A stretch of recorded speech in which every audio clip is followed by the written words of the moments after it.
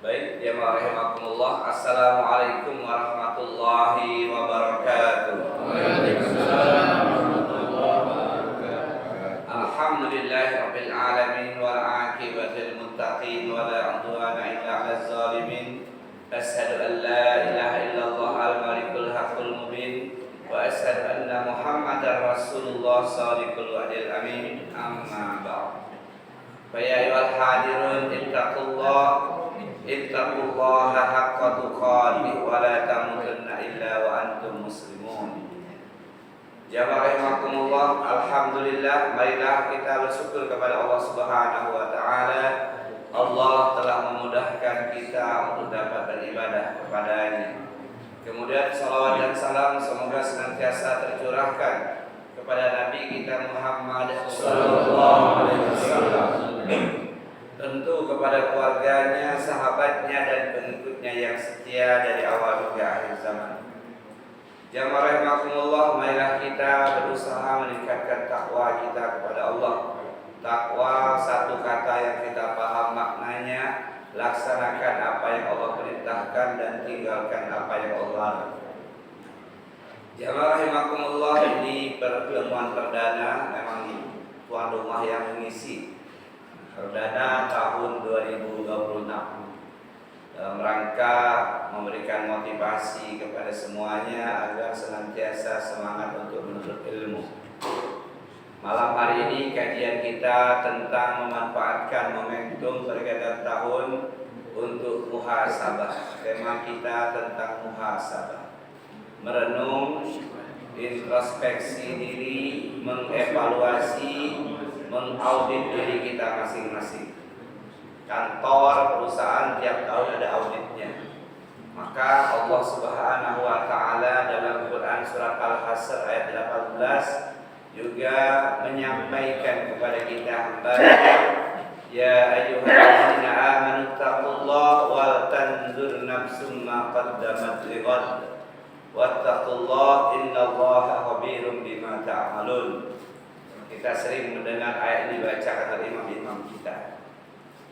Kata Allah, wahai orang-orang beriman, bertakwalah kamu kepada Allah dan hendaklah setiap diri memperhatikan, setiap diri berhitung, setiap diri merenung, tafakur, mengaudit dirinya masing-masing apa yang telah dipersiapkan untuk hari akhirat. Wattaqullah innallaha khabirum bima ta'malun. Bertakwalah kamu kepada Allah, sesungguhnya Allah Maha mengetahui apa yang kamu kerjakan. Jamaah rahimakumullah, tafsir ayat ini diantaranya bahwa tidak mungkin seseorang bisa meningkatkan takwanya kecuali kalau dia sering muhasabah, mengaudit dirinya, menghitung-hitung seberapa banyak bekal yang telah disiapkan untuk hari keabadian. Kantor, perusahaan itu bisa diketahui maju, mundur, laba rugi kalau diaudit. Maka kita juga mengaudit diri kita masing-masing. Kita tidak diperintahkan mengaudit orang lain. Kita diperintahkan oleh Allah hendaklah setiap diri memperhatikan, menghitung-hitung, muhasabah apa yang telah dikumpulkan untuk kehidupan keabadian negeri akhirat. Nah, jamaah rahimakumullah, ketika kita bicara muhasabah, menghitung-hitung seluruh amal-amal kita, ada amal kebaikan, ada amal keburukannya, yang semestinya tidak perlu nunggu 1 tahun, tapi tiap hari diperintahkan kita muhasabah. Kapan? Menjelang tidur kita. Para ulama mengajarkan muhasabah orang Islam itu tiap hari.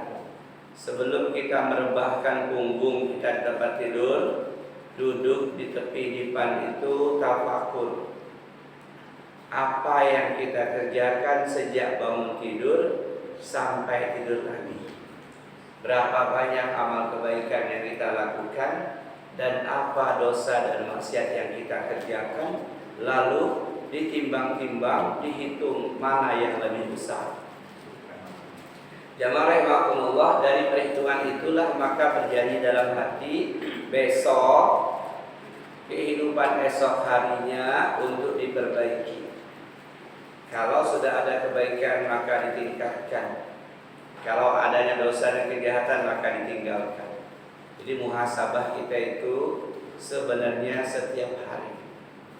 Karena kita tidak tahu apakah bangun tidur itu kita masih bisa membuka mata atau tidak.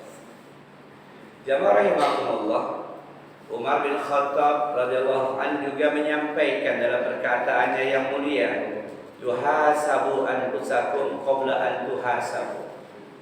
Kata beliau radhiyallahu anhu, hisablah diri kalian masing-masing sebelum tiba hari penghisaban yang sesungguhnya.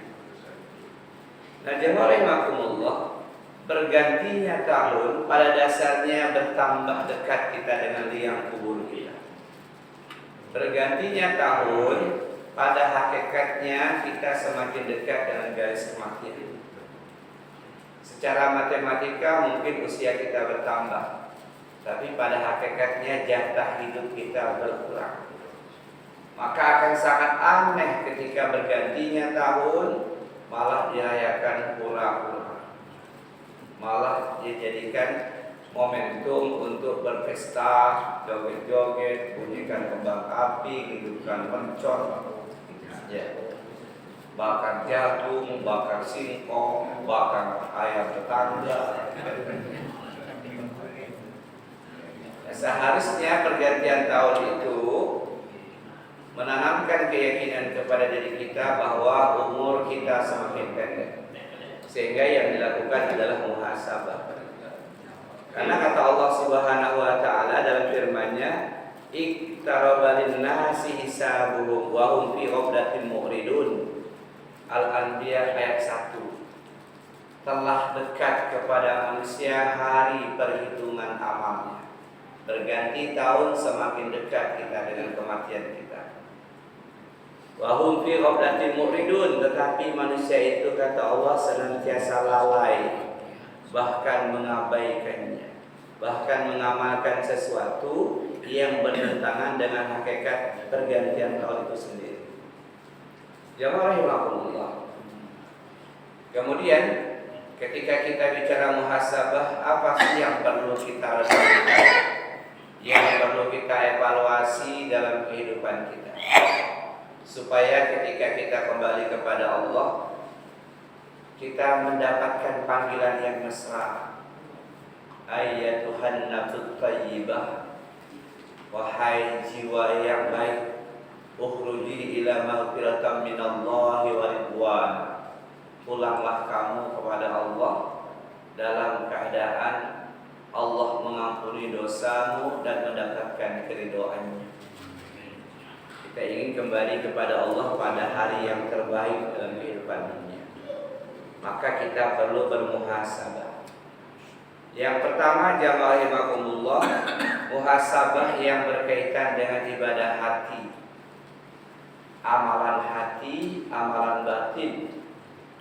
Amalan hati itu ada bermacam-macam, tapi ada yang paling puncak, yang paling tinggi kedudukannya, yang menentukan apakah amalan badan kita Allah terima atau tidak. Nah, jamaah rahimakumullah, amalan batin atau ibadah hati yang tertinggi adalah niat. Seluruh ketaatan kita kepada Allah, apapun amal soleh yang kita kerjakan, kalau niatnya tidak murni karena Allah, maka kita tidak mendapatkan kebaikan akhirat kita.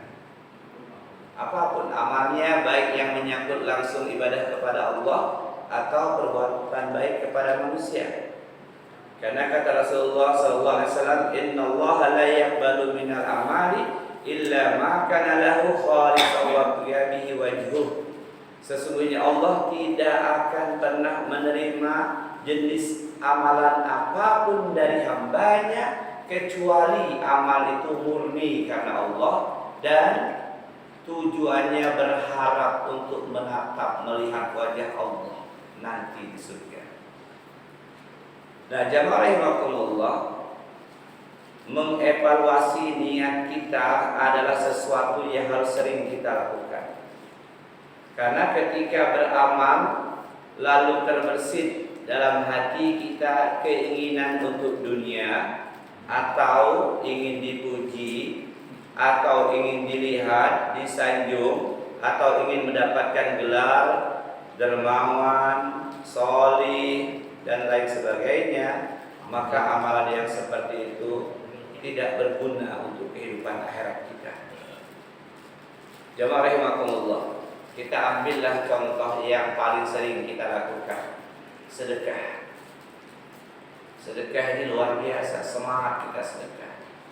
Dan kalau kita bicara sedekah, maka fokus kita bukan hanya masalah materi, harta, makanan, pakaian, minuman, ya. Karena kata Rasulullah SAW, kullu ma'rufin shadaqah.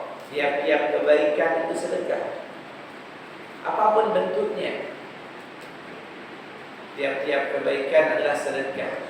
Menutup, ludah zaman dulu di Masjid Nabawi belum di lantai, orang mudah sembarangan ditutup pakai pasir, sedekah.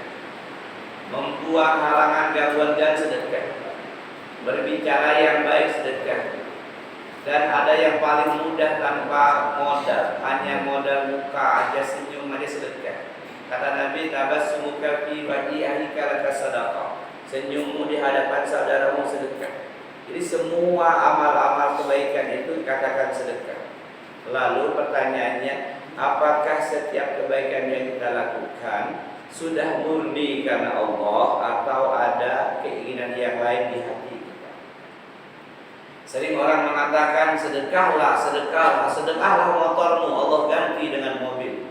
Oh, ini gawat ini. Nanti motornya lengit, mobilnya kebeli, gampang puput dia. Jalan kaki dia mulai macet. Ya. Ibu-ibu itu di pengajian datang ustaznya, ayo bu, sedekahkan cincinnya, sedekahkan gelangnya, Allah ganti dengan kalung gede. Ya, sampai rumah pagi tanya, mana cincinmu? Aku sedekahkan dia untuk beli dapat kalung nanti. Nah, ujung-ujungnya kena marah. Siapa yang mau beli kamu kalung? Nah, jamaah rahimakumullah.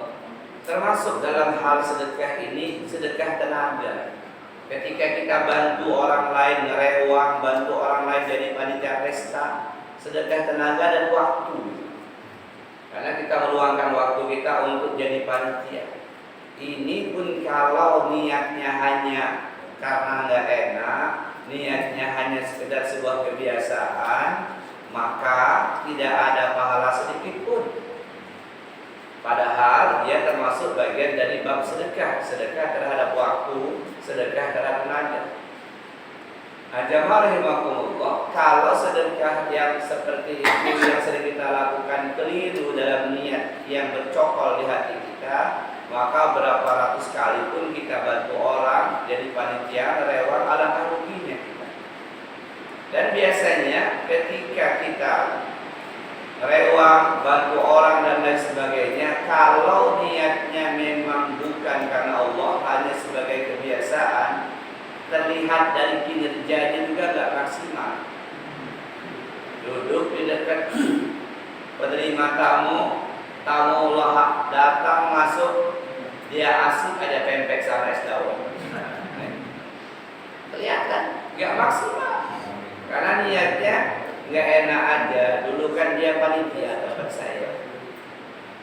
Jadi orang yang melakukan sesuatu nggak murni niatnya karena Allah, maka melakukannya tidak mungkin maksimal. Mustahil. Kenapa? Karena dia nggak enak aja. Tapi kalau karena Allah, dia yakin saya nggak bisa sedekah dengan uang, saya bisanya dengan tenaga inilah, maka dia lakukan dengan sungguh-sungguh, dengan serius. Nah, adapun sedekah, apa yang Rasul sampaikan ketika bicara sedekah? Di antaranya adalah untuk perlindungan dari serbuan api neraka.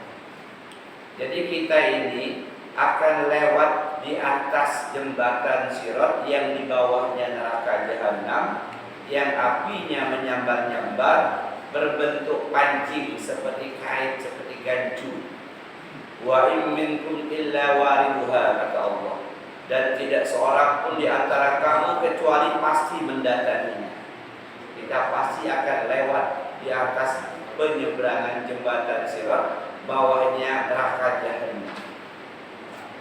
Nah, di antara manfaat sedekah untuk membentengi diri dari serbuan ujung-ujung api neraka Jahannam yang menyambar-nyambar.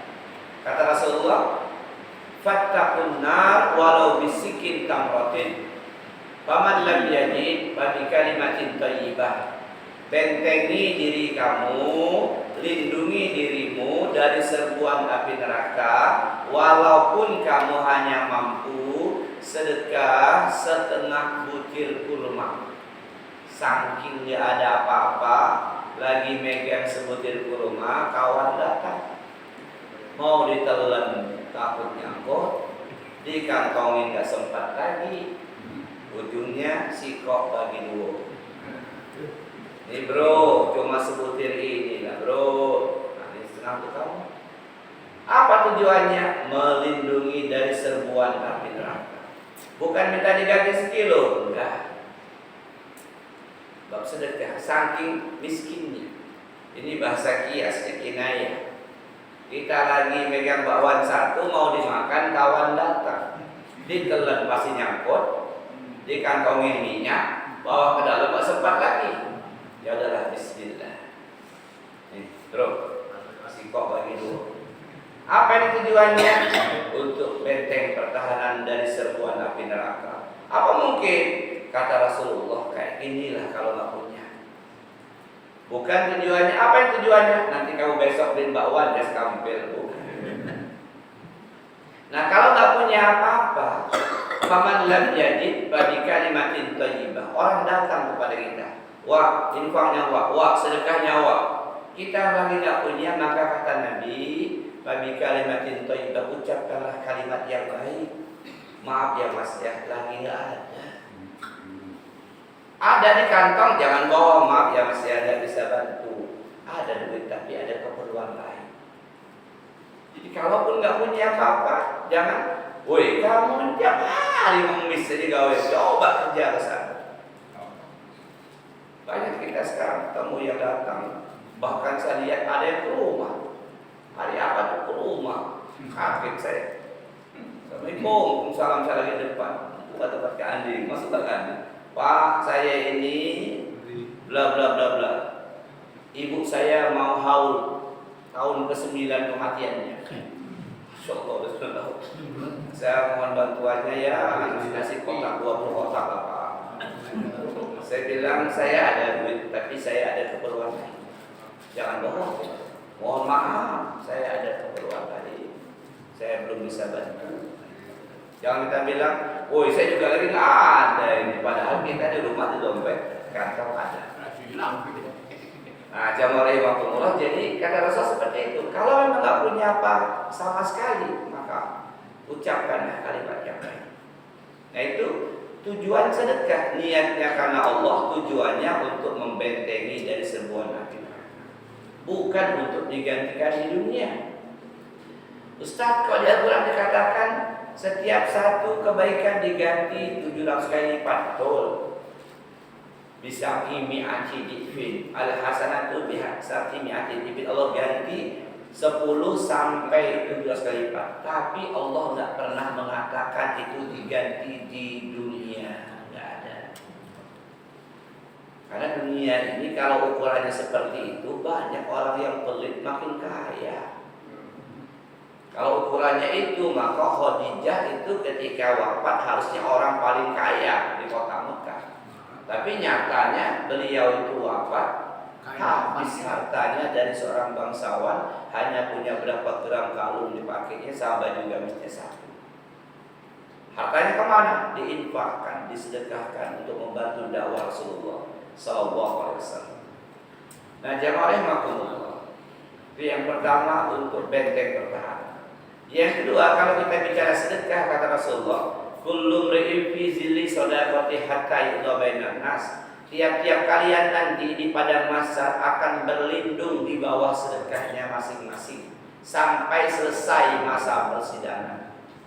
lama kita berdirinya sesuai dengan amal-amal kita, sesuai dengan harta yang kita miliki.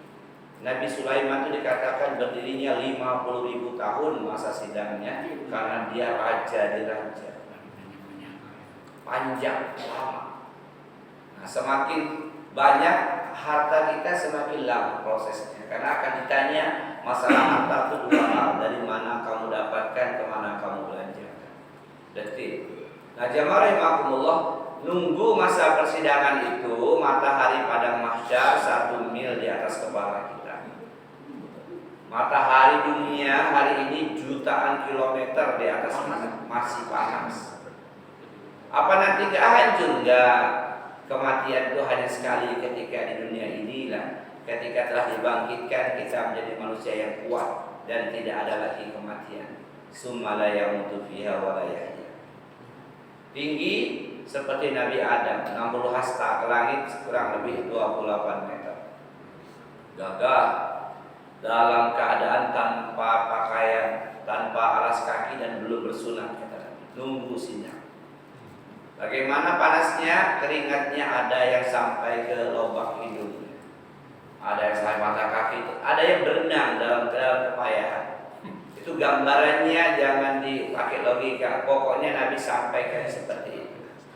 Ada yang sampai betis, ada yang sampai tulang hidung. Kenapa? Panas matahari mengeluarkan keringat. Ada orang yang santai dulu sidang. Kenapa? Dia punya tempat berteduh, tempat bernaung. Kullu mri'in fi zili saudara. Nyaman dia, lihat kawan sebelah keringatnya sampai lubang hidung. Kamu kenapa? Kata dia nggak usah ngejek. Jamaah memang. Dan perkara sedekah, apapun bentuknya namanya sedekah. Sedekah itu pahalanya sesuai persentase harta yang kita miliki, jamaah. Jangan sampai kita karena miskin malu sedekah cuma 5.000.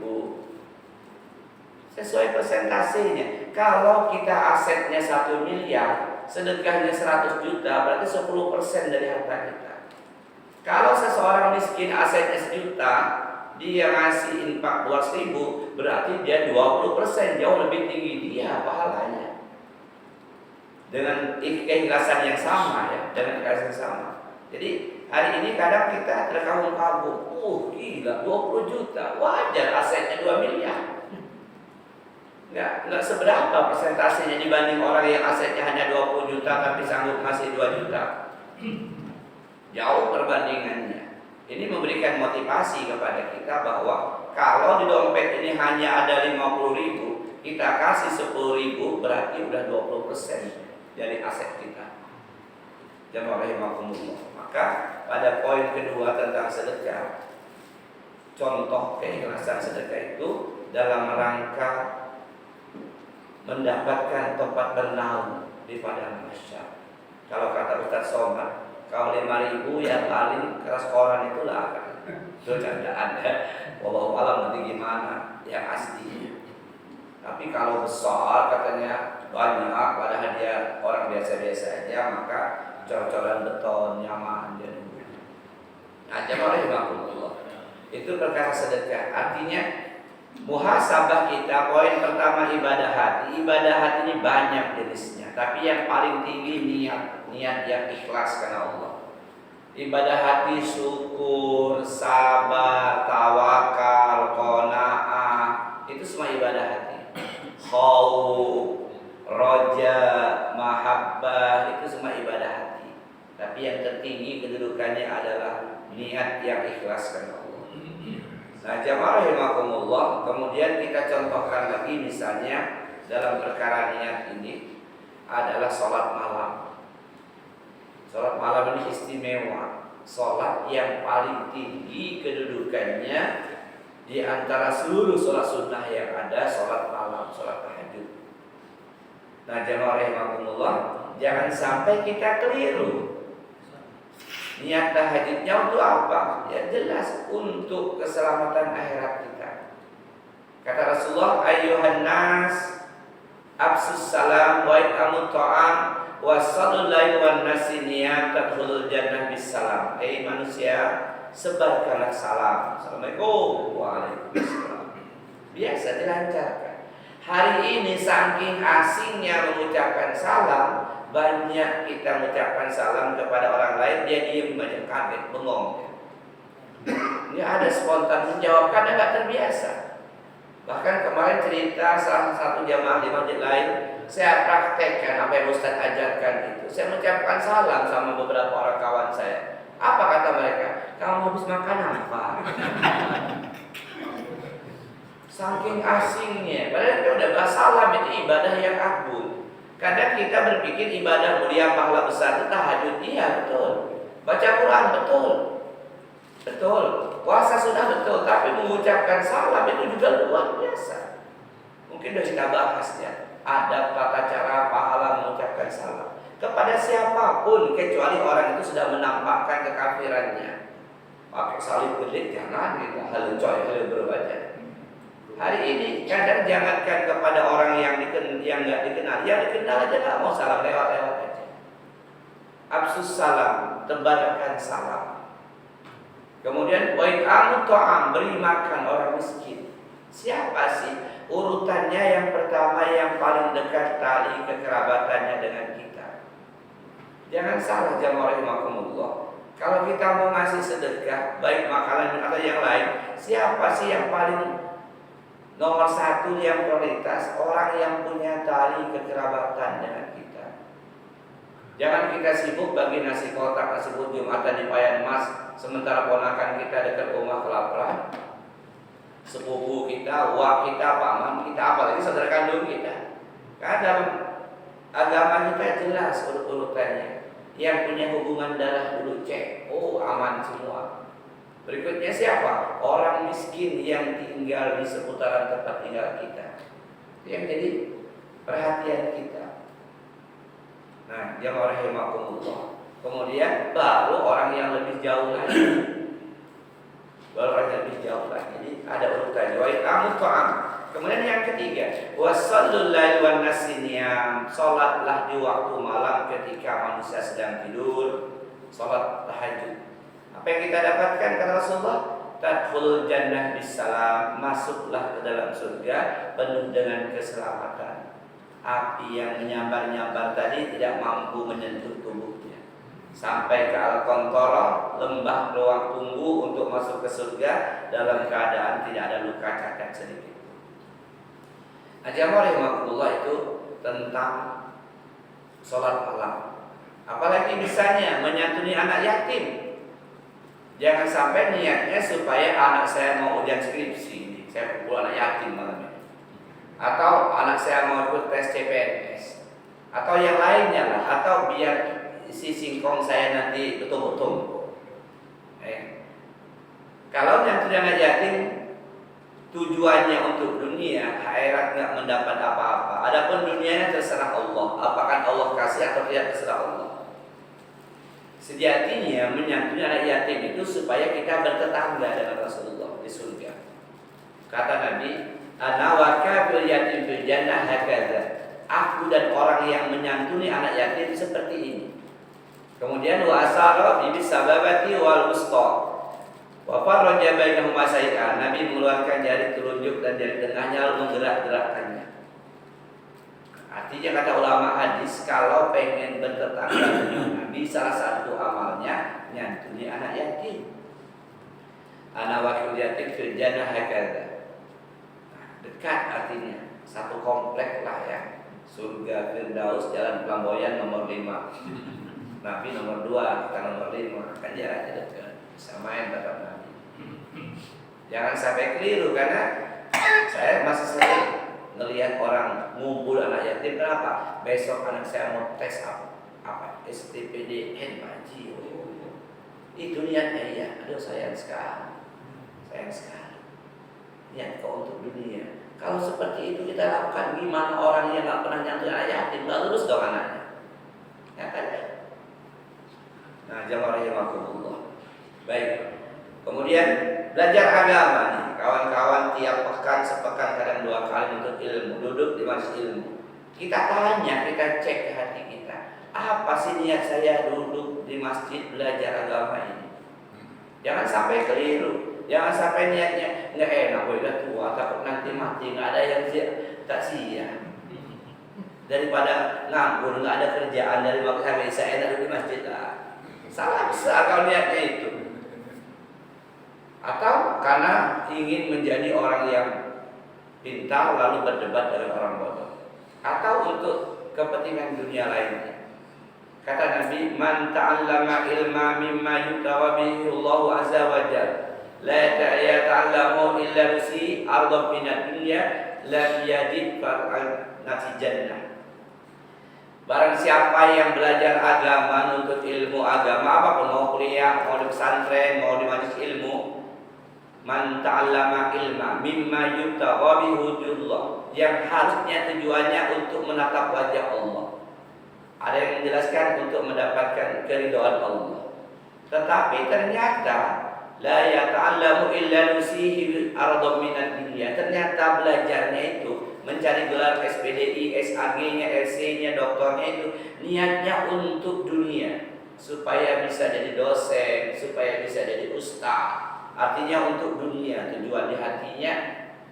Ya, padahal harusnya tujuannya untuk menatap wajah Allah, untuk mendapatkan keridhaan Allah. Dia salah niat, maka jamaah rahimakumullah, apa kata Rasulullah sallallahu alaihi wasallam? Lam yajid alfa jannati yaumil qiyamah. Dia tidak akan dapat mencium bau surga nanti pada hari kiamat. Arti hadis ini, dia terancam diazab ke neraka karena salah niat. Nah, jamaah rahimakumullah, itu poin pertama dari evaluasi muhasabah ibadah hati atau amalan batin yang berupa niat. Kalau sholat duha sudah sering saya sampaikan. Sholat duha itu untuk membayar kewajiban bersedekah terhadap 360 sendi yang ada di tubuh kita. Tubuh kita ini sudah dibongkar oleh para dokter dari luar negeri. Jumlah sendinya semua 360, persis seperti yang Nabi sampaikan 14 abad yang lampau. Kata Nabi SAW, fil insani situna wa salasu mi'ati mafsil. Manusia itu punya 360 sendi. Sendi engsel, sendi peluru, sendi putar, sendi engsel. Ya, jempol nih. Ini kalau Allah matikan sendi ini, gimana mau main HP WA? Payah lagi gini kita. Apalagi punya duit ya kan? Lebih payah lagi. Juga nggak bisa apa. Nih sendi putar leher ini. Kalau Allah matikan bangun tidur jegang, oh kayak robot kita. Jadi ada 360 sendi ya Rasulullah. Kemudian fa'alaihi an tasaddaqa an kulli mafsili minha sadaqah. Maka diwajibkan bersedekah dengan sejumlah sendi tersebut. Wih, banyak banget. Maka sahabat tanya, qalu famanil ladzi yutiku zalika ya Rasulullah? Siapa yang sanggup melakukan seperti Rasulullah? Tak mungkin ada. Lalu kata Nabi sallallahu alaihi wasallam, an-nukha'atu fil masjid tadfinuha, menutup kotoran, menutup ludah di masjid, itu adalah sedekah. Awis say'un nukhatihi 'anil tariq, membuang gangguan di jalan, itu sedekah. Tapi nggak mungkin juga, banyak banget yang muter-muter seharian nggak cukup waktunya. Kemudian kata Nabi, fa'ilam takdir faraq'atad duha tujzi'u anka. Kalau kamu nggak sanggup semua itu, cukuplah sholat duha 2 rakaat saja sebagai wujud rasa syukur kepada Allah, diberikan sendi yang semuanya berfungsi dengan baik. Ajabakumullah. Jadi hadis yang mengatakan bahwa sholat duha itu untuk membuka pintu rezeki dari 8 penjuru mata angin, tidak ada itu. Tidak ada. Nanti kalau salah amal gawat ya, doanya muter kiri kanan depan belakang. Yang masih dilalui turunkan ya Allah. Kalau doa boleh minta apa saja ya. Tapi kalau dia meyakini bahwa duha itulah membuka pintu rezekinya, toko Mas Garuda itu nggak sholat duha biasanya. Makin kaya, ya, makin kaya. Nah, jamaah rahimakumullah. Udah pada ngopi belum? Ngopi dulu.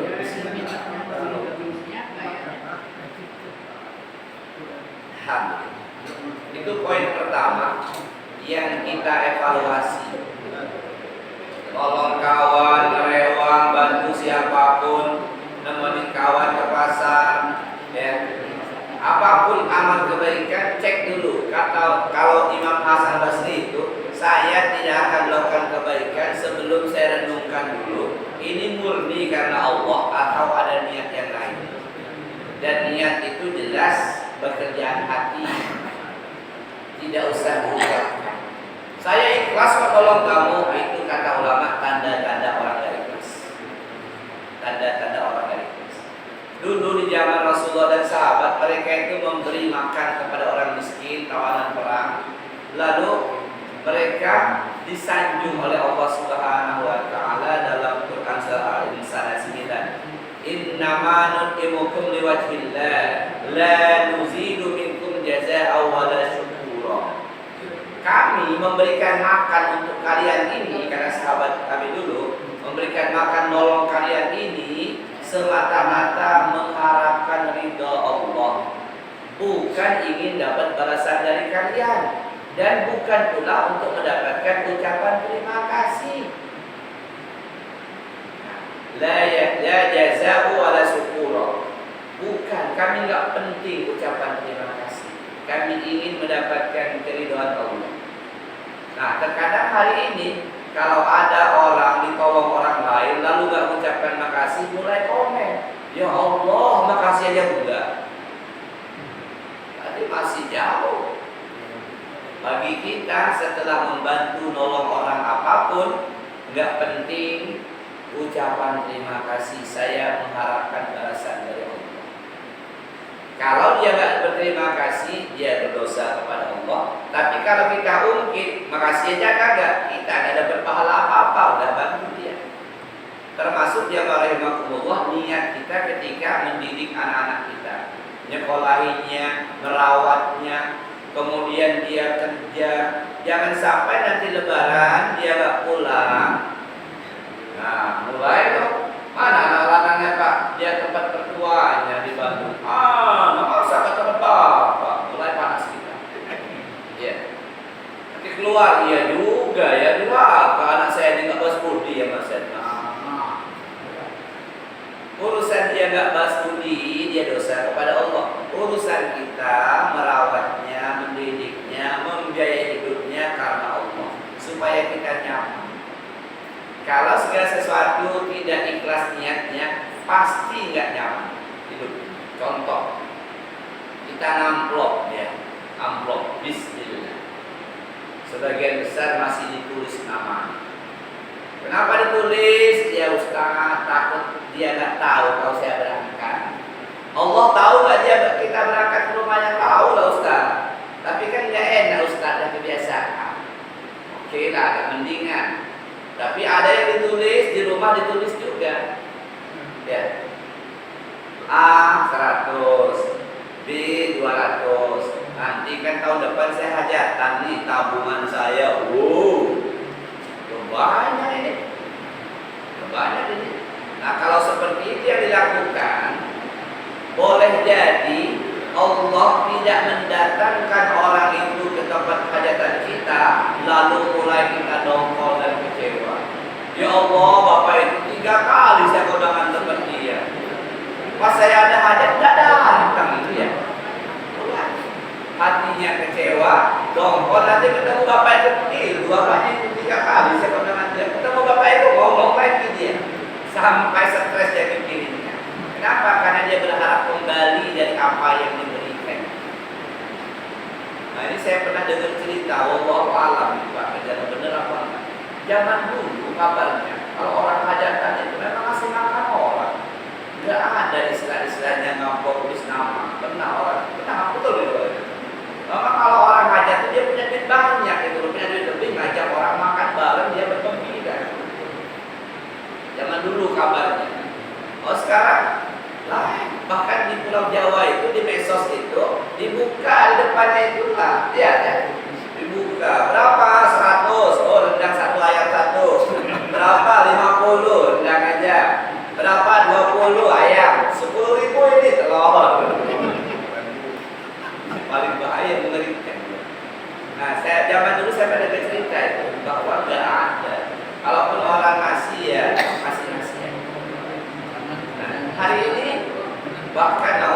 tidak, dicatat rapi.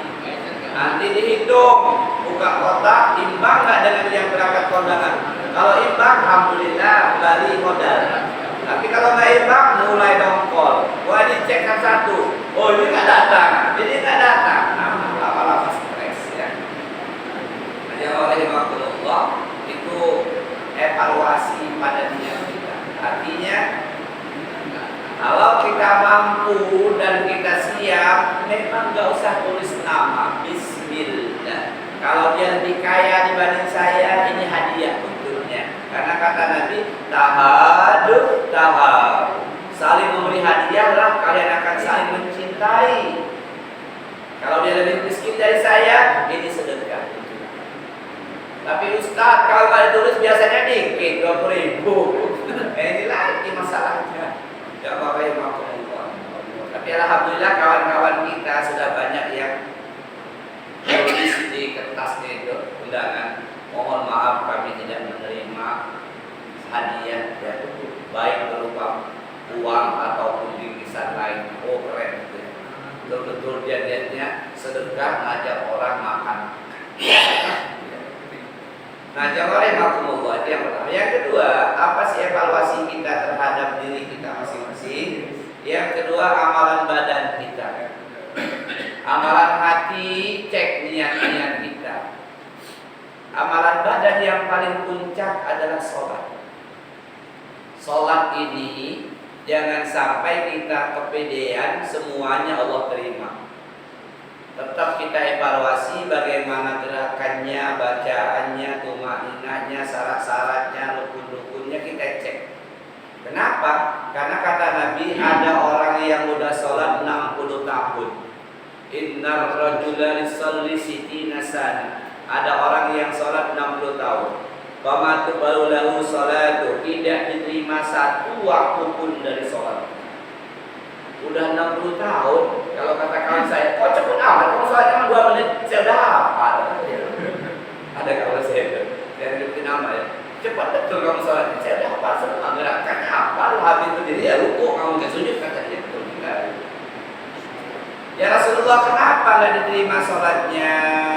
La'alli yutimmu ruku' wa la yutimmu sujud. Kadang rukuknya sempurna, tapi sujudnya nggak sempurna. Atau sebaliknya kata Nabi, yutimmu sujud wala yutimmu ruku'. Sujudnya sempurna, rukuknya yang kagak. Jadi Nabi lebih banyak bicara pada gerakan. Kenapa? Karena bacaan sholat itu banyak variasinya, hadisnya banyak.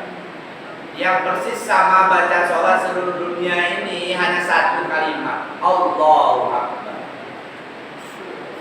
Kita sholat di Amerika, takbirnya sama, Allahu Akbar. Enggak pernah kita ketemu orang sholat Allahu Shomad. Yang lain, iftitah itu hampir 10 macam. Iktidal banyak, 4 minimal. Rabbana lakal hamd, Rabbana walakal hamd, Allahumma Rabbana lakal hamd, Allahumma Rabbana walakal hamd. Belakangnya banyak lagi, min usama dan seterusnya. Hai apa namanya itu thayyiban mubarakan, banyak sekali. Ruku lebih 5 macam, sujud juga begitu. Iktidal rasa juga hampir sama. Banyak sekali variasinya. Tahiyat ada sekitar 3 macam variasi. Jadi yang persis sama cuma takbir itu. Sehingga pada hadis ini Nabi menekankan pada gerakan. Ada orang yang sholat rukuknya sempurna, betul-betul siku-siku, tapi sujudnya enggak. Ya, sujudnya enggak sempurna. Kadang tangannya mencengkram, kata ulama hadis. Kadang ini nempel di lantai, kadang ini nempel di pinggangnya, badannya. Kata Nabi, sholat itu antara lengan ini dengan perut ini, bahwa bisa dilewati anak kambing kecil. Itu soal sendiri. Kalau berjamaah lihat situasi, jangan pulang ngengkeng leher kawan ketekan. Kata Nabi, berlemah lembutlah. Karena ada yang kemarin tanya, Ustaz, kawan kita itu ngamalkan ilmu itu, saya yang tersiksa sebelahnya.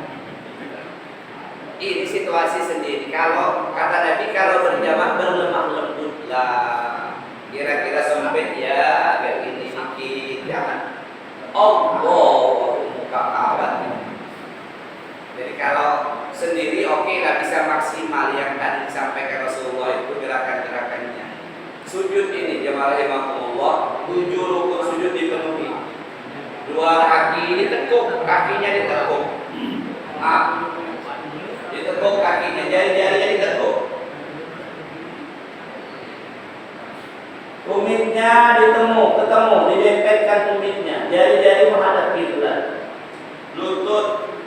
Kalau tadi ngangkat tangannya sejajar telinga, nanti sujudnya juga sejajar telinga. Karena 2 hadis saja, sejajar telinga atau sejajar kuping, bahu, aswaban tibaika. Itu kata Nabi hadis. Tapi kata ulama,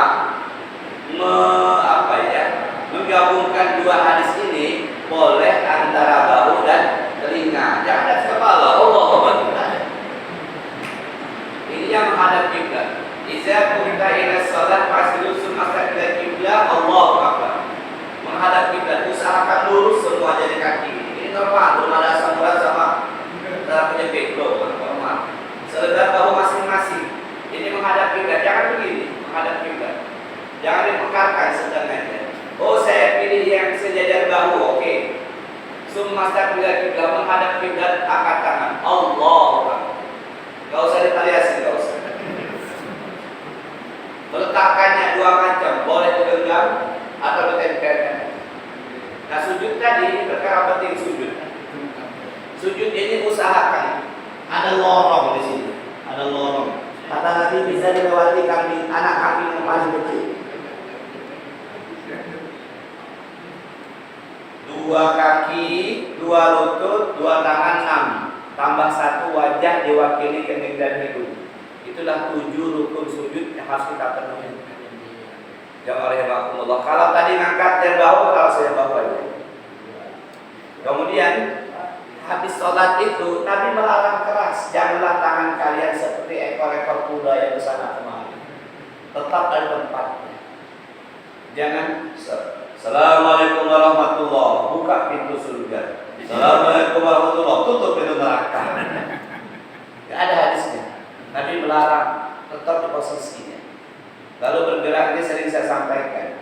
Ketika salam itu boleh sampai wabarakatuh boleh, setengah juga boleh. Tapi mulai bergeraknya minimal ketika assalamualaikum itu jangan bergerak dulu. Itu salam yang terpendek. Salam kan dibagi 3 bagian. Assalamualaikum warahmatullahi. Bergerak, nggak usah pakai nunduk-nunduk ini, nggak usah. Diam dulu. Diam dulu baru ke kiri. Assalamualaikum warahmatullahi. Kalau berjamaah ada 2 pilihan. 1, imam menyelesaikan 2 salam baru kita salam. Yang kedua, imam selesai salam pertama, kita salam pertama. Berhenti, imam selesai salam kedua, kita salam kedua. Gak usah buka tangan dan gak usah musab wajah. Tidak ada dalil yang musab wajah. Apalagi kalau musab wajah kawan lebih parah lagi. Jamaah rahimakumullah. Jadi apa yang kita lakukan selama ini perlu kita cek, perlu kita evaluasi. Seperti iktidal itu kata imamnya Sami Allahu liman hamidah, makmumnya jawab Rabbana lakal hamd yang 4 macam. Dan jangan ikut Sami Allah juga. Karena kata Bara bin Azib, ketika Nabi mengucapkan Sami Allahu liman hamidah, kami menjawabnya Rabbana walakal hamd dan seterusnya. Dan tangannya tetap sama seperti takbir, Rabbana walakal hamd. Enggak ketemu kita hadisnya yang seperti ini, Rabbana walakal hamd, enggak ketemu. Dan ada 4 keadaan angkat tangan, Nabi nggak pernah meninggalkannya. 4 kali angkat tangan itu. Pertama, waktu takbir ihram, takbir pertama, Allahu Akbar. Yang kedua, ketika Nabi ruku, Allahu Akbar. Yang ketiga, bangkit dari ruku iktidal, Sami Allahu liman hamidah. Yang keempat, bangkit dari tahiyat awal. 4 itulah Nabi yang melakukannya. Jadi kita ikuti yang itu aja. Yang selama ini tidak melakukan, lakukan supaya apa? Supaya pahalanya sempurna. Karena kata Nabi dalam hadis lain, seseorang melaksanakan sholat yang mendapatkan 1/10, ada yang 1/9, ada yang 1/8, sampai setengah. Dan yang rahimakumullah, evaluasi sholat kita. Jangan pernah merasa saya sudah biasa sembahyang 60 Tetap kita cek, ragu-ragu tanya supaya kita menuju kepada hari kematian kita, sholat kita betul-betul seperti sholat Rasulullah SAW. Nah, yang terakhir, 3 menit lagi, hasil dari niat yang ikhlas karena Allah dalam setiap amal soleh dilakukan sesuai petunjuk Rasulullah. Hasil dunianya adalah akhlak yang mulia. Jadi kita cek akhlak kita. Kenapa? Karena kata Allah, Inna sholata tanha anil fahsya'i wal munkar. Salat itu mencegah dari perbuatan keji dan munkar. Keji itu kejahatan di bawah perut, syahwat terhadap lawan jenis. Munkar itu syahwat terhadap dunia, harta, pangkat, jabatan di atas perut. Nah, kalau kita sudah sholat, niatnya ikhlas karena Allah, kok kita masih sering ngirim gambar wanita cantik pakai rok pendek, kopinya kirim kemana? Ini perlu ditanyakan di hati kita. Kenapa saya cek ini? Karena saya sering menemukan di guru-guru lain itu. Kalau guru kita kayaknya dari dulu gak pernah ya. Lagi sering sekali ngirim foto-foto wanita-wanita pakai celana pendek. Karena kita kan gimana pasti buka dilihat dosa, atau nggak dilihat bagus juga. Ya. Jadi hasil 2 tadi pada ketiga. Kalau ketiga ini belum berhasil, kok saya ini masih hobi melihat gambar-gambar seksi ini, kenapa ya? Kita perbaiki. Atau saya ini udah sholat, udah puasa, udah segala macam, kok saya ini masih mudah suuzon, penuh dengan kecurigaan, penuh rasa kabur, ada apa itu dengan saya? Nah, dievaluasi supaya makin dekat kita kepada liang lahat kita semakin baik. Ujungnya kita berharap husnul khotimah. Ya, ujungnya itu kita dipanggil dengan panggilan dalam Al-Quran itu, ya ayyatuhan nafsul mutmainnah, jiwa yang tenang, irji'i ila rabbiki radiyatan mardiyah wadkhuli fi ibadi wadkhuli jannah. Kalau mau ditambahkan keempat apa Ustaz? Yang keempat, evaluasi harta yang kita miliki. Aset-aset kita evaluasi. Ada nggak yang saya kumpulkan dulu dari cara yang batil dengan cara yang haram? Kalau ada, kembalikan. Nggak ada gunanya. Mungkin kita pernah kerja di kantor bawa mesin tik atau laptop atau meja kantor, atau dulu kita pernah markup data. Kalau guru mungkin pernah bawa spidol, pernah bawa kertas. Kembalikan aja, mumpung masih hidup. Saya bilang dengan kawan-kawan saya, hari ini kita masih hidup. Kita dulu pernah jadi wakil kepala sekolah, kita pernah pakai pangkat sekolah. Inilah kesempatan mengembalikannya. Jadi kita hitung aja kira-kira berapa, kasih ke sekolah untuk kepentingan bersama. Gitu ya, Ji? Iya, supaya kita aman pulang di hari kematian. Kenapa? Kalau kita nggak kembalikan, saya bilang nanti saya atau kita semua pakai pasca sekolah untuk kepentingan pribadi. Contoh telepon sekolah, zaman dulu kan telepon ya pakai aja, padahal yang bayarnya sekolah, bukan kita. Padahal untuk kepentingan pribadi, telepon keluarga, teman, nggak boleh. Sebagian kawan setuju, oke lah, dia nggak kan, itu ada di perhitungan. Tugas kita. Demikian jamaah rahimakumullah, perdana di 2026. Insyaallah bulan depan Pak Ustadz Maftuhi ya. Pekan pertama buat Ustadz Maftuhi. Dan insyaallah pekan ganjilnya Ustadz Zilhendri. Jadi untuk pekan pertama itu kita bagi 2 ini Pak. Mana Pak? Pekan pertama bulan ganjil Ustadz Zilhendri, bulan genap Ustadz Maftuhi. Seperti itu. Ya. Masukan dari kawan-kawan sudah kami terima, sudah kita seleksi, sudah saya tanya Pak siapa udah tunggu beberapa pendapat yang buat kita. Ini rolling, ini ganti, ini penyegaran. Ya kayak pegawai Pemda lah kira-kira. Kelamaan. Ya semua kita tampung ya. Demikian kita tutup dengan kafaratul majlis. Subhanallahumma wa bihamdika asyhadu an la ilaha illa anta astaghfiruka wa atubu ilaik. Wassalamualaikum warahmatullahi wabarakatuh. Waalaikumsalam. tua, nanti kue